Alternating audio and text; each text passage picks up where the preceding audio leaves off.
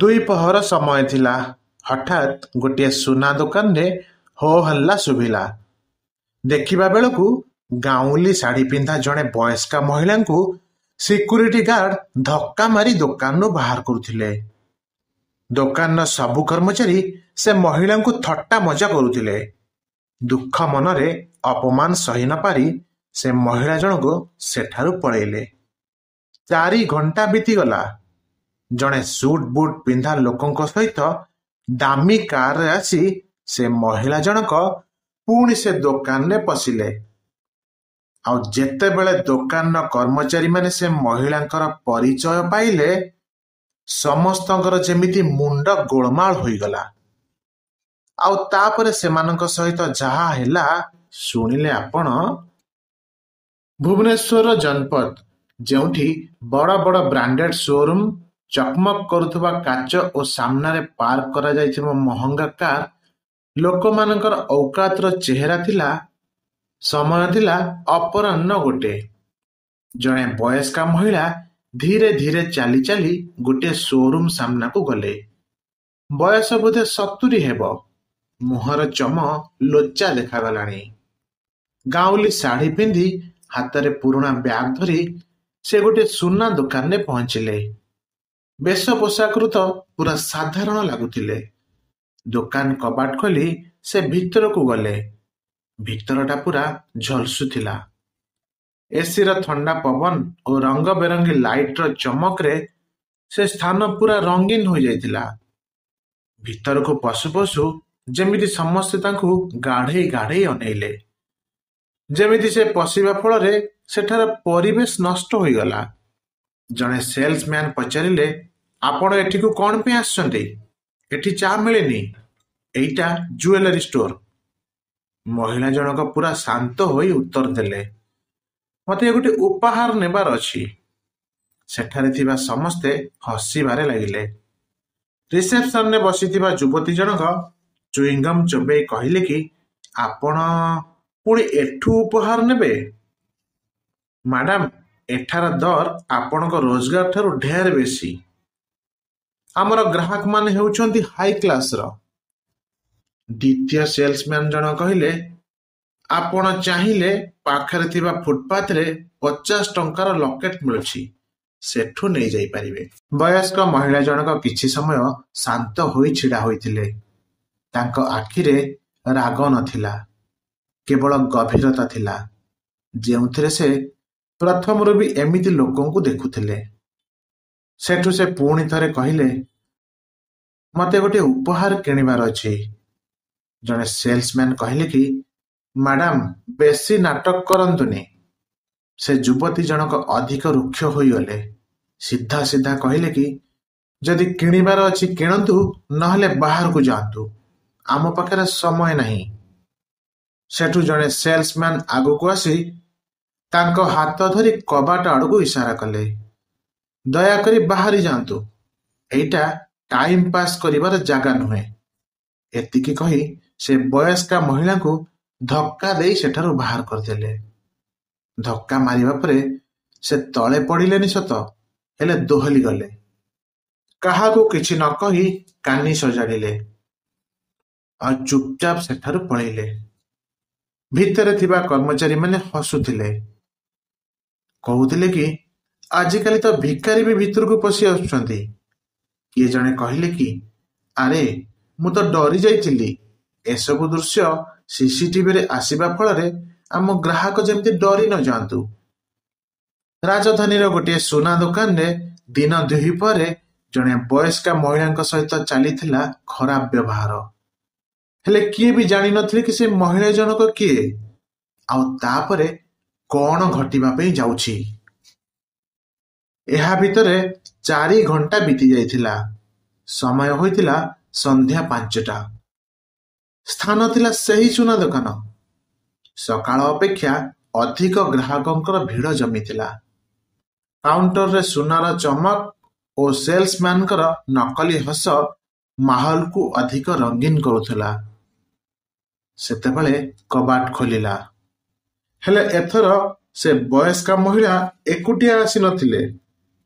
ତାଙ୍କ ସହିତ ଜଣେ ସୁଟ୍ ବୁଟ୍ ପିନ୍ଧା ଲୋକ ଥିଲେ। ବୟସ ବି 50 ହେବ। ତାଙ୍କ ପଛରେ 2 ଜଣ ବଡି ଗାର୍ଡ ବି ଥିଲେ।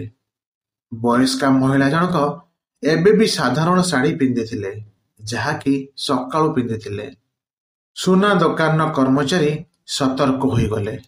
ୱେଲକମ୍ ସାର୍, ପ୍ଲିଜ୍ ଭିତରକୁ ଆସନ୍ତୁ। ମ୍ୟାଡାମ, ଆପଣ ବି ଆସନ୍ତୁ। ସକାଳେ ଯେଉଁମାନେ ସେ ମହିଳାଙ୍କୁ କେତେ କଥା ଶୁଣେଇଥିଲେ, ସେହି କର୍ମଚାରୀମାନେ ଏବେ ମୁଣ୍ଡ ନୁଆଁଇ ସ୍ୱାଗତ କରୁଥିଲେ। ମହିଳା ଜଣକ କହିଲେ କି, ଅଚାନକ ଏତେ ସମ୍ମାନ? ସକାଳେ ତ ମୋ ମୁହଁ ବି ଖରାପ ଲାଗୁଥିଲା। ଶୁଣିକି ସବୁ କର୍ମଚାରୀଙ୍କର ମୁହଁ ଫିକା ପଡ଼ିଗଲା। ସୁଟ୍ ବୁଟ୍ ପିନ୍ଧା ଲୋକ ଜଣକ ଆଗକୁ ଆସି କହିଲେ କି, ମୁଁ ରାହୁଲ ଅଗ୍ରୱାଲ, ଶୋରୁମ କମ୍ପାନୀର ଆଞ୍ଚଳିକ ନିର୍ଦ୍ଦେଶକ। ଇଏ ମୋ ମା ଶାନ୍ତି ଅଗ୍ରୱାଲ। ଶୁଣିକି ସବୁ ଚୁପ୍ ହୋଇଗଲେ। ରିସେପସନରେ ବସିଥିବା ମହିଳାଙ୍କ ହାତରୁ ରେଜିଷ୍ଟର ଖସି ପଡ଼ିଲା। ଯେଉଁ ସେଲ୍ସମ୍ୟାନ ଜଣକ ଧକ୍କା ଦେଇ ସେ ମହିଳାଙ୍କୁ ବାହାର କରିଦେଇଥିଲେ, ସେ ଏବେ ନଜର ବି ମିଶେଇ ପାରୁନଥିଲେ। ରାହୁଲ କ୍ୟାମେରା ଆଡ଼କୁ ଅନେଇଲେ। କହିଲେ, ମୁଁ ଆଜି ଶୋରୁମ ଦେଖିବା ପାଇଁ ଆସିଥିଲି। ଦେଖିବାକୁ ଚାହୁଁଥିଲି କି ସାଧାରଣ ମଣିଷକୁ ଆପଣମାନେ କେମିତି ବ୍ୟବହାର କରୁଛନ୍ତି।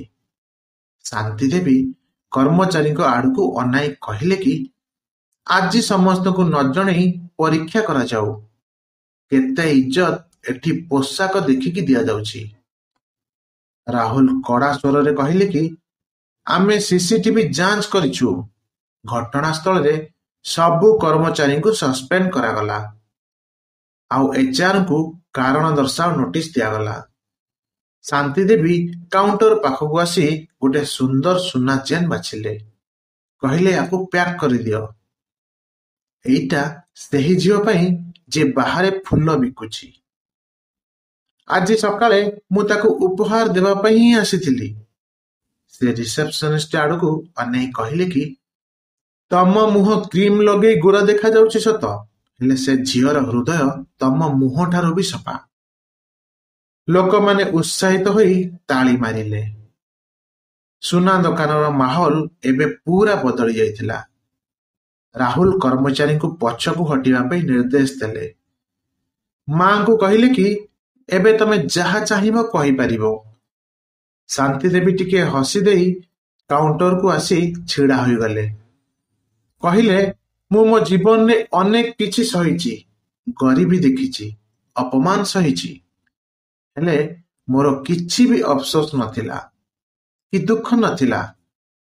ହେଲେ ଆଜିର ଘଟଣା ଦେଖିବା ପରେ ଲାଗୁଛି କି ଆଜିର ଦୁନିଆ ମଣିଷର ପୋଷାକ, ତାର ଚାଲିଚଳନି ଓ ଷ୍ଟାଟସ ଦେଖି ବ୍ୟବହାର କରୁଛି। ଲୋକମାନେ ଚୁପ୍ ହୋଇ ସବୁ ଦେଖୁଥିଲେ। ଆଜି ମୁଁ କେବଳ ଜଣେ ମହିଳା ନୁହେଁ, ଜଣେ ମା ନୁହେଁ, ମୁଁ ପ୍ରତି ମଣିଷର ସ୍ୱର ଅଟେ, ଯାହାକୁ ତାର ବେଶଭୂଷାରୁ ନିଚା ଦେଖାଇ ଦିଆଯାଉଛି। ଯିଏ ବୋଧେ କାହାଠୁ କିଛି ମାଗୁ ନଥିଲା, ତଥାପି ତାକୁ ହୀନସ୍ତା କରାଗଲା। ପାଖରେ ଛିଡ଼ା ହୋଇଥିବା ଜଣେ ଝିଅ କାନ୍ଦି ପକାଇଲେ। ଆଖି ପୋଛି ପୋଛି କହିଲେ କି, ଆଣ୍ଟି, ଆପଣ ଯାହା କହିଲେ ସବୁ କଥା ଆମ ହୃଦୟକୁ ଛୁଇଁଗଲା। ରାହୁଲ ନିଜ ପକେଟରୁ ଚେକ୍ ବୁକ୍ କାଢ଼ି କହିଲେ, ମା, ଆଜି ଏ ସୁନା ଦୋକାନ ଯାହା ବି ବ୍ୟବସାୟ ହୋଇଛି ତାକୁ ସେ ଏନଜିଓକୁ ଦେଇଦେବା, ଯେଉଁଠିକୁ ତମେ ପିଲାଙ୍କୁ ପଢ଼େଇବା ପାଇଁ ଯାଉଛ। କାହିଁକି ନା ଆଜି ତମେ ମତେ ବି ଗୋଟିଏ ପାଠ ପଢ଼େଇଛ। ଇଜ୍ଜତ କିଣି ହୁଏନି, କମାଇବାକୁ ପଡ଼େ। ରିସେପସନରେ ଛିଡ଼ା ହୋଇଥିବା ଯୁବତୀ ଜଣକ ଆସି ଶାନ୍ତି ଦେବୀଙ୍କ ପାଦ ଧରି ଭୁଲ ମାଗୁଥିଲେ। କ୍ଷମା କରିଦିଅନ୍ତୁ ମ୍ୟାଡାମ, ଆମେ ସବୁ ଆପଣଙ୍କୁ ଚିହ୍ନି ପାରିଲୁନି। ଶାନ୍ତି ଦେବୀ ତାଙ୍କୁ ଉଠେଇଲେ। କହିଲେ, ମତେ ଚିହ୍ନି ପାରିଲନି, ସେଇଟା ଭୁଲ ନଥିଲା, ତମ ନଜରର ଦୋଷ ଥିଲା। ନଜର ଯଦି ସଫା ଅଛି, ତାହେଲେ କାହାକୁ ଛୋଟ ବୋଲି ଭାବି ପାରିବନି। ପରଦିନ ଏହି ଘଟଣା ବିଜୁଳି ବେଗରେ ଭାଇରାଲ ହେଉଥିଲା। ବୟସ୍କା ମହିଳାଙ୍କୁ ଶୋରୁମରୁ ବାହାର କରିଦେଲେ। ପରେ ଜଣାପଡ଼ିଲା ସେ ହେଉଛନ୍ତି ମାଲିକଙ୍କର ମା। ବୁଦ୍ଧି ଶିଖେଇଲେ ଶାନ୍ତି। ଏମିତି କେତେ କଣ ହେଡଲାଇନ ସହିତ କେତେ ପ୍ରକାରର ଖବର କାଗଜରେ ପ୍ରକାଶିତ ହେଲା। ସୋସିଆଲ ମିଡିଆରେ ବି ଏହାର ଭିଡିଓ ଭାଇରାଲ ହେଲା। ଲକ୍ଷ ଲକ୍ଷ ଲୋକ କମେଣ୍ଟ କରୁଥିଲେ କି, ପୋଷାକ ନୁହେଁ, ଚିନ୍ତାଧାରା ବଦଳିବା ଦରକାର। ଏ ଘଟଣା କେବଳ ସେ ସୁନା ଦୋକାନରେ ଘଟିନଥିଲା, ବରଂ ପ୍ରତି ମୁହୂର୍ତ୍ତରେ ବିଭିନ୍ନ ସ୍ଥାନରେ ଘଟି ଚାଲିଛି। ଲୋକଙ୍କୁ ତାଙ୍କ ପୋଷାକରୁ ବିଚାର କରାଯାଉଛି। ଗରିବ ଲୋକଙ୍କୁ ତ ବହୁ ସ୍ଥାନରେ ସୁଯୋଗ ବି ମିଳୁନି। ଏମିତି ଚିନ୍ତାଧାରାର ପରିବର୍ତ୍ତନ ହେବା ଆବଶ୍ୟକ। ସମସ୍ତଙ୍କୁ ସମାନ ସୁଯୋଗ ମିଳିବା ଉଚିତ। ଆପଣଙ୍କର ମତ କ'ଣ? ନିଜ ନାଁ ସହିତ କମେଣ୍ଟ ବକ୍ସରେ ମତ ଦେଲେ ପର ଭିଡିଓରେ ଆପଣଙ୍କର ନାଁ ଘୋଷଣା ହେବ। ଭିଡିଓ ଭଲ ଲାଗିଥିଲେ ଲାଇକ୍ ସେୟାର କରିଦେବେ। ଗତ ଭିଡିଓକୁ ସମ୍ପୂର୍ଣ୍ଣ ଦେଖିବା ସହିତ ଲାଇକ୍ ସେୟାର କରି କମେଣ୍ଟ କରିଥିବା ବ୍ୟକ୍ତିମାନେ ହେଲେ ତନିଷା ତନୟା ଭୁବନେଶ୍ୱର, ମାନସୀ ସ୍ୱାଇଁ ପ୍ରଶାନ୍ତ ସ୍ୱାଇଁ ଜଗତସିଂହପୁର, ପୂଜାଞ୍ଜଳି ଅଞ୍ଜଳି କମ୍ବୁପାଣି ପ୍ରଧାନ ପଳାଶକୋରା। ଆପଣମାନଙ୍କୁ ଅନେକ ଅନେକ ଧନ୍ୟବାଦ।